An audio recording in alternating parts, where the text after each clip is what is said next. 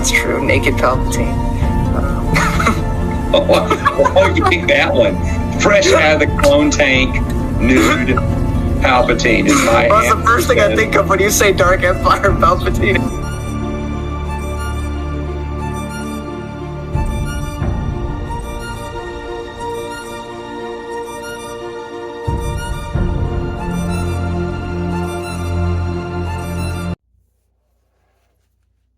Karsa Orlong, man.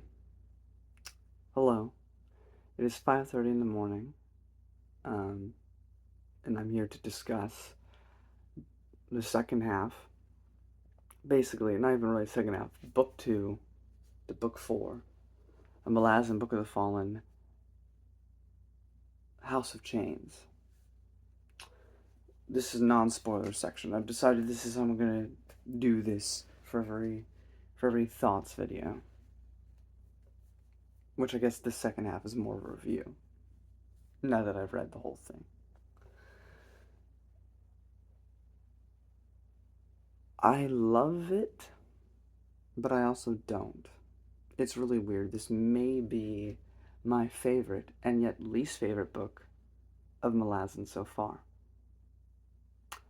On the one hand, everything with Karsa Orlong is just perfect. And that's beyond what we've already discussed in the previous video.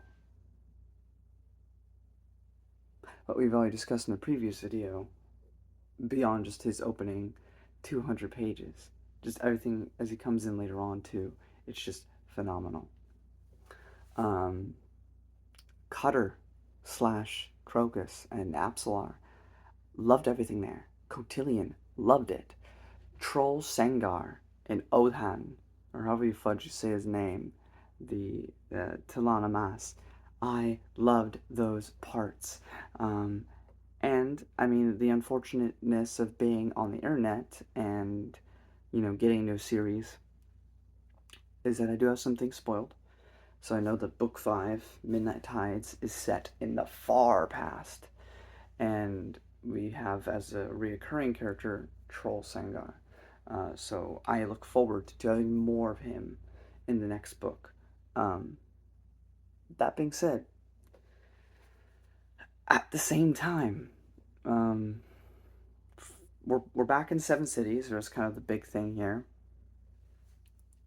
and we're following through on the thread from Deadhouse Gates with the rebellion of 7 cities with Philison and Hiboric and Fiddler being in the Malazan army now that he went back to that.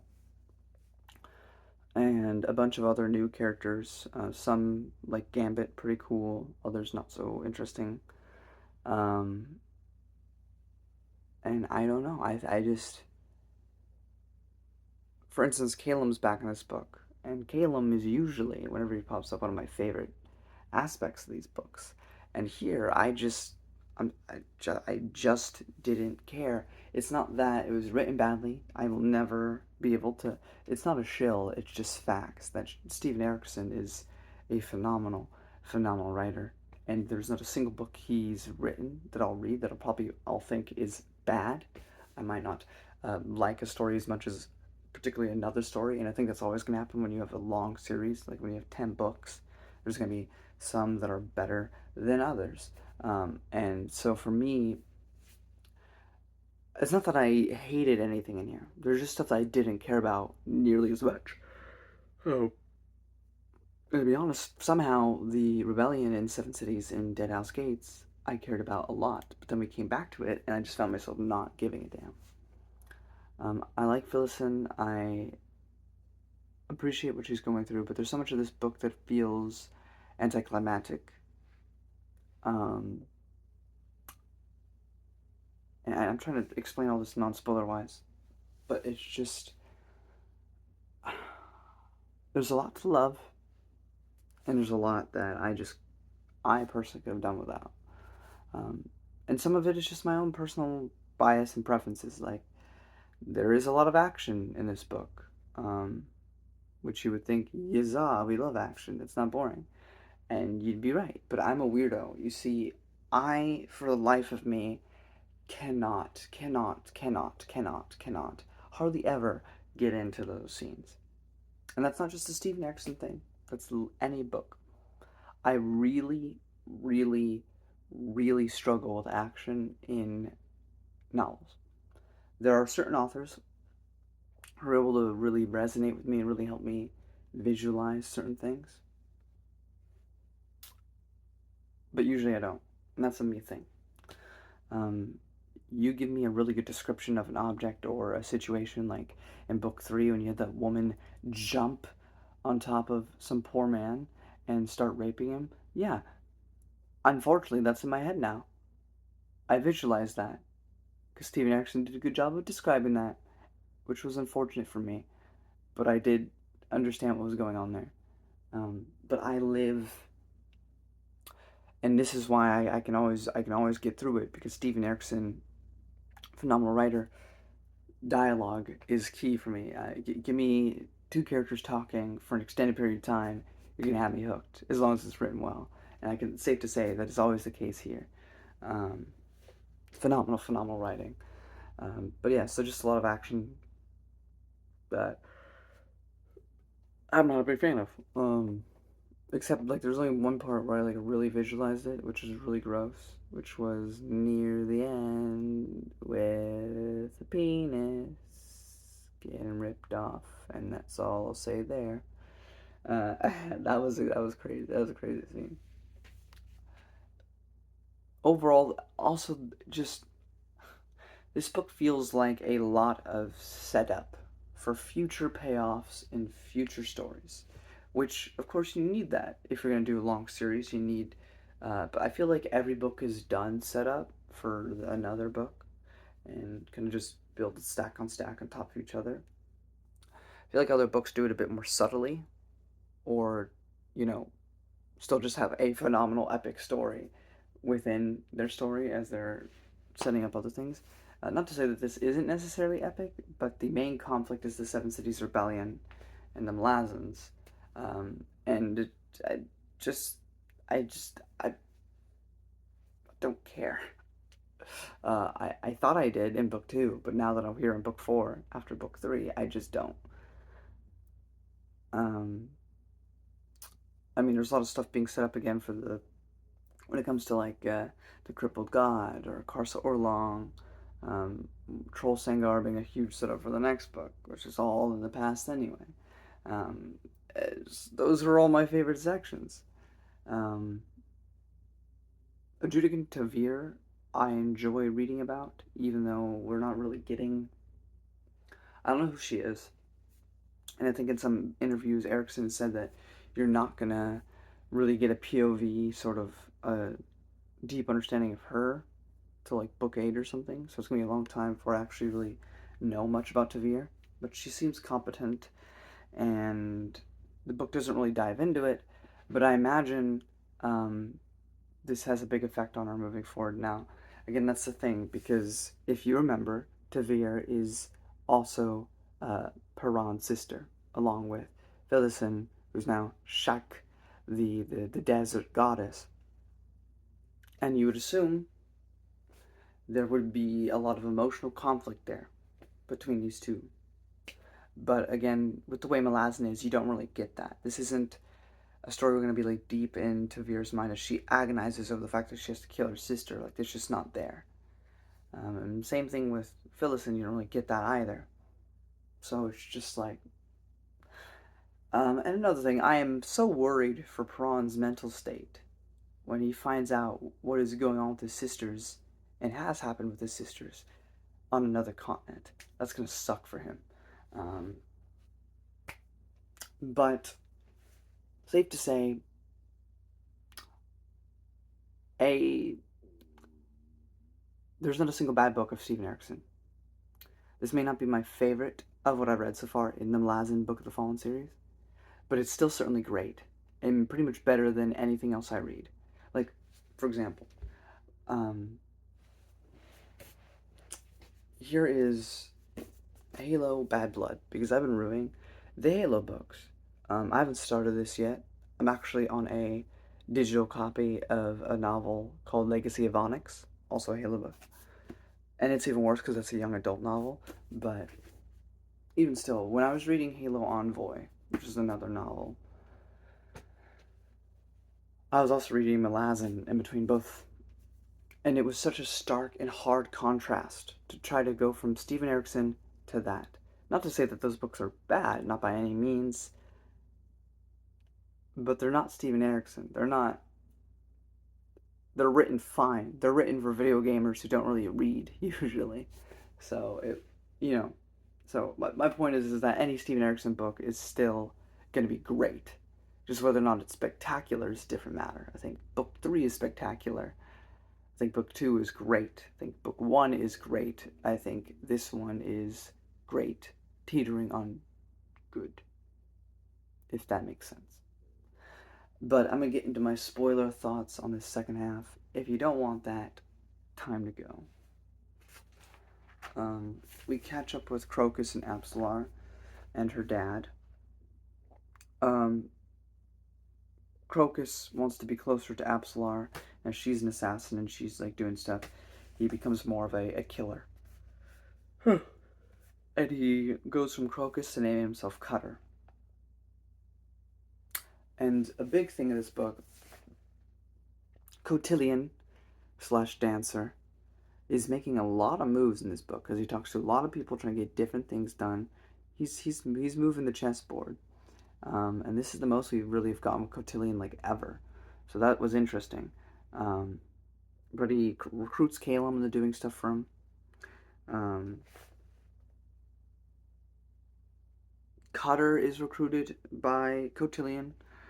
Everybody's getting recruited by Cotillion in this book. It's interesting. We're the Tist Eater. No sunset in the realm of the Tist Eater nascent for 5 months. I don't know if that's important, but I just wrote that down. And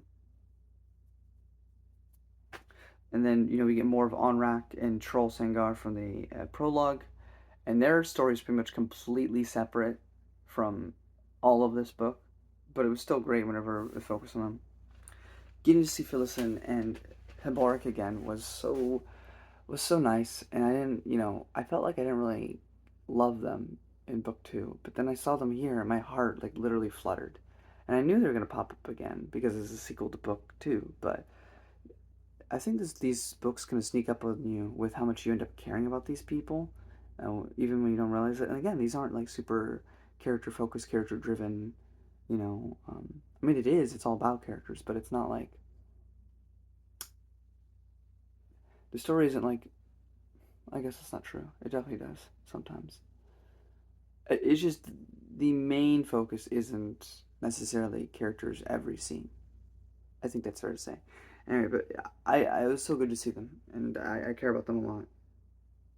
Phillison has an adopted daughter, Phillison, so make sure not to get that confused when you're reading. Heboric is Malazan at heart. Well, he has many issues with the Malazan Empire. He doesn't like what this rebellion is, really. A lot of the people have their own agendas and own goals. And he feels like this whole rebellion is worse for Seven Cities than if Malazan was just in control of it, so he's not a big fan of it.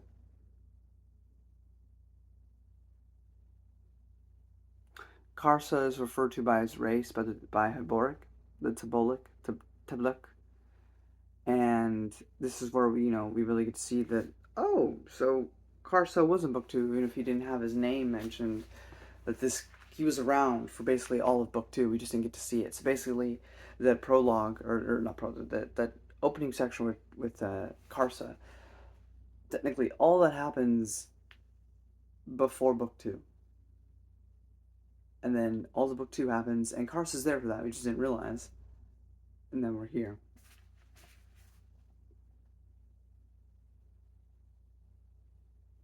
And then we have this big scene where, like, all the rebellion people are at this table, and we kind of get a quick recap on the events of book 3, because it's a big event, so they all know about it.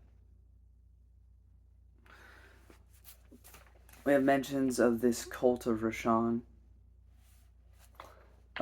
We get to see Topper again, which I don't think we've seen Topper since book 1, Topper is like the head of the claws, and he's still around. He's not a big part of the book, but he's around. Also, casually dropped, but this will probably matter in a future story. So Coltane died, but some people claim that Coltane has been reborn as a child, very much like Tattersail. So, or Silver Fox. So that's interesting. We'll see if that follows through in a future book. We meet Rake's younger brother as the Tisdiandi are fighting some eater, and his name is Andarist instead of Animander. A demon breaks Calum's back. I just thought that was. I mean, it gets fixed, but I figured that was something worth mentioning. But also, again, Caleb's sections really didn't do it for me this book. Like, usually he's this awesome guy who does all this awesome things. I found every bit of his sections just an absolute boring chore to get through. Like, I could not for the life of me get into it until he gets reunited with Quickbend. Then I was all for it. This is really the first time we really get big mentions of the Tisti liaison, who are basically like Tisdiandi but pure white instead of pure black, and the Tisti Eater are like gray. So I believe they're going to be really big aspects of the next book. There are mentions of Notorio Dragon, which the Otorio mines are getting materials that are magic resistant, which means if there is magic resistant dragons, that sounds like big trouble. And then we get the worst part of this book, and this is not gonna be for everybody. Some people might put the book down and never pick it up again after this. Like, it's honestly really bad, which is Philistine the Younger. There's this religious zealot man guy who believes that all the daughters of Philistine, or adopted daughters, have to be like, they can't be allowed to reproduce, because I'm pretty sure the Philistine can't anymore. I don't know. It's weird and it's uncomfortable, and there's this scene. And again, what I appreciate about Erickson is, unlike George R. R. Martin, who kind of just, and I'll say it flat out, I will be complete. Steven Erickson is better in every way, shape, and form to George R. R. Martin. If you think this series is not as good as Game of Thrones, there's something wrong with you. Sorry. Little hot take there. Because there's always a point to the suffering. However, I don't know what that point was here, because it was not paid off here. I mean, he does die in this book, but at the same time, usually I feel like there's a bigger reason for it. Like, the horribleness of what we saw with the Penny and Domin was to reinforce the notion that they are horrible and must be stopped. We get this really uncomfortable scene where he basically messes with her private area. I don't want to talk about it anymore, but it is a hard scene. I have to warn you about it here, that it will be uncomfortable. If you don't feel uncomfortable with it, then you may want to go see a psychiatrist, because there may be something wrong with you. The intention is for you to feel grossed out by it. The intention of you is to feel disturbed. So if you feel that, then the scene has done its job. If you don't feel anything, again, I would seek help. But again, I understand why it really made us hate that one character. But why did it necessarily have to be that to make us hate him? I don't know. But I'm sure if I was as famous as some of these other booktubers, I could just ask Steven Erickson myself. But, you know, I'm not that big of a channel. But I'm not saying it was bad by any means. It was very effective, but it was just uncomfortable, and you need to know about it if you're going to read this book. It's, you know, I can read that, I can be uncomfortable, and then I can move on and continue to love this book. If someone was like, I can't read it again ever, or just like I have to put it down for the day, I would also completely understand that. You know, I've been desensitized by horror movies and The Walking Dead and stuff, so I've seen a lot of bad things fictionally, and so I guess I just have more of a stomach for it. I mean, I was uncomfortable, but I could read it and then move on and be fine. But I would completely understand someone who like needed a break for a day. So the most hype part of the book, but also the most disappointing part of the book because it's basically like a Marvel Cinematic Universe like small little crossover. Because Karsa meets Mappo and Ikram, which is also interesting here because we now know that his race, Karsa's race, gave the offshoots the Trell, Life, and the Barghest. But we have Mappo here, which we haven't seen since Dead House Gates, so it's really cool. And uh,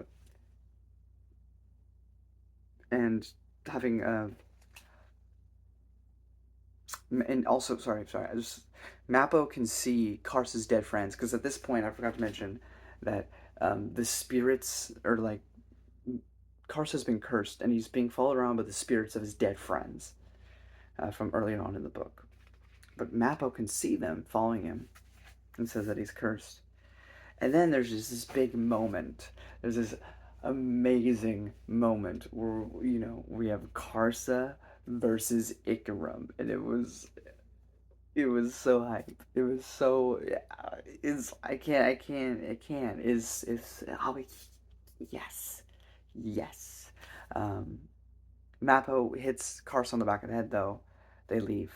Um, So that's our only time that we get to see uh, Ikram and Mappo in this entire book, which is really sad because I feel I know in the next book we're at least not going to see. Hmm, I mean, it's possible they could show up. They probably won't, but they are a long-lived two people, so it's possible. But most likely, I'm thinking we're not going to see them till book 6 or book 7, which is really sad because I really love them. But we got this one scene with them, and by golly, it was one of my favorite scenes the whole book. One of my favorite moments in maybe the whole series. It had me so excited and happy. I had a smile on my face the entire time, no matter what happened. I was just excited to see it. So absolute highlight part of the book for me, which was that section. Um, we also have Armala Dream World. I don't remember why I wrote that, but that's a note. We also learn the truth that Karsa's gods that he used to worship are just Telanamas. And there's been a lot of things going on with Karsa, but basically, the crippled god wants him to be his champion, to be his shining knight, a knight of chains. Um, I also thought this was interesting because they're all trying to convince Karsa to be like, this is what you should do. Also, Karsa doesn't like being told what to do. He really hates that. But they call it. Hold on. But anyway, as I was saying, cripple God's army of imperfection. I feel this may be a bigger thing in the future. Possibly. I don't know. I could be completely wrong. But the cripple God is trying to grow and amass his power through imperfect things. And most people are imperfect, which I feel like might be alluring to a lot of people, on the one hand. It was just interesting because they were I forget who said it, but one of the Talon Mass was making a big deal about, like this cripple god wants to use people with imperfection as a means to achieve his rule or whatever. However, Karsa kills one of them basically, and she says some imperfections are even too much for the crippled god, and I'm now useless to him. Because the crippled god doesn't really care about these afflicted people. But if in future books, if he can gather people that have been maimed or injured or maybe have a mental disability, I mean, I don't think it will go there, but just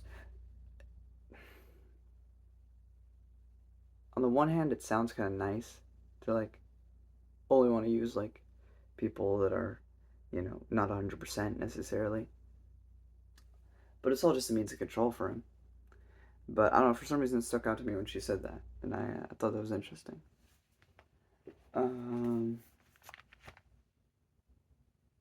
Carson makes his own path, as he likes to do. He does not serve any god. He meets a Jaghut named Sinigig, who lives in like a tree. I can be thinking of the wrong person. But there's a Jaghut who lives in a tree, basically, kind of. And that was fun. And now usually this person gives Mappo and Ikram supplies, which is pretty cool. Like whenever Ikram forgets things, they go back down there and they get stuff. There's also mentions that the blood oil that Karsa puts on his sword is actually in his blood. We also get mentions of the Lydian Wars, which again, I believe will be in the next book, but we'll see.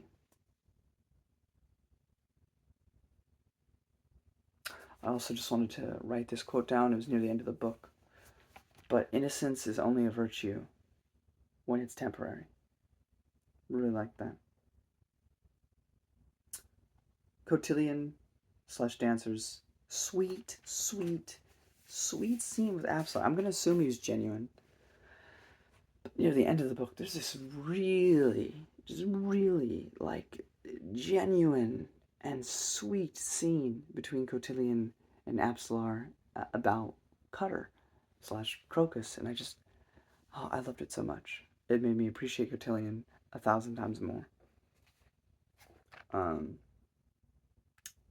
and Ben reunion, that was pretty hype.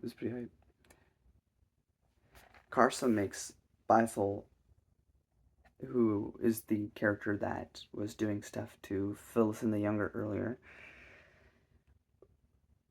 he kind of just rips off his penis. Just kind of makes him eat it. That's pretty awesome. Also, Phyllis, the main one, the original one, dies during this whole conflict. So, I mean, characters also get brought back a lot in this series, so maybe she's not gone, but for now I'm going to assume that she's gone.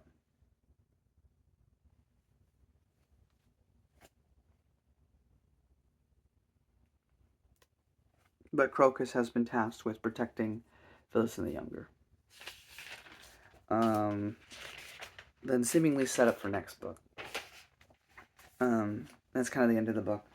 And again, this is me not doing a podcast, not doing a long form discussion with somebody else, so there's a lot of things I'm glossing over or missing over, but those are some of the highlights and interesting tidbits for me.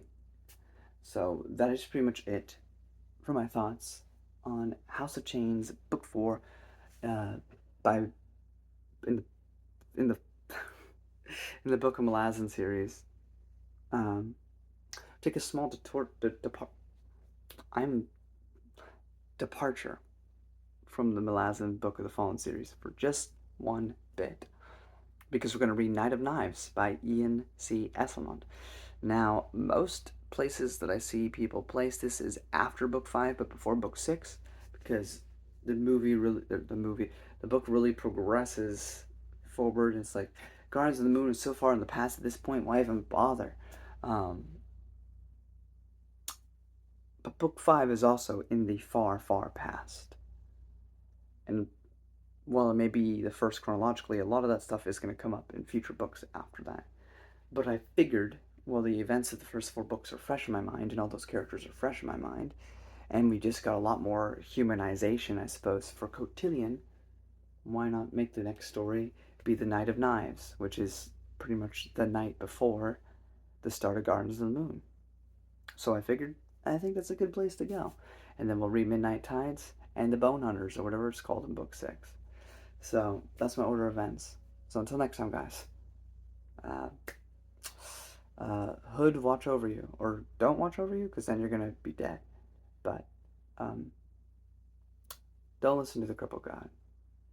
And remember, as always, to have compassion for others. Yeah, we'll leave it with that. Till next time.